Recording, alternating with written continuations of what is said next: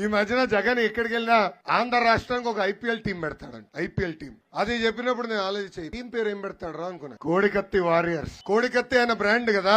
టవర్లు చూసారా విశాఖపట్నంలో? కోడికత్తి టవర్స్ లాగా ఉన్నాయి. 2 కత్తులు నీట్ గా తీసుకొచ్చి పెడితే ఎలా ఉంటుందో అలా ఉంది కోడికత్తి టవర్స్. దాని తర్వాత ఈ క్రికెట్ మ్యాచ్ లో ప్లేయర్స్ ఎవరు అని ఆలోచించా. అప్పుడు నాకు అర్థమైంది. సీనియర్ బ్యాట్స్మెన్ అవినాష్ రెడ్డి, బాబాయ్ పెట్టి కొట్టాడు కదా అవినాష్ రెడ్డి. బెట్టింగ్ స్టార్ అనిల్ యాదవ్, అరగంట స్టార్ అంబట్టి. అరగంట స్టార్ అర్థమైంది కదా? అర్థమైందా రాజా? అర్థమైందా రాజా?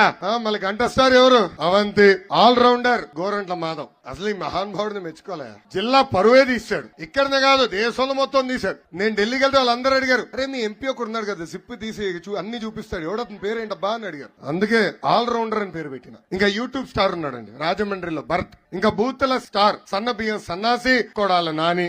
ఇంకా pinch hitter BF Madhusudan Reddy. ఇంకా టీం బాగుందా? ఎంత అద్భుతమైన టీమో.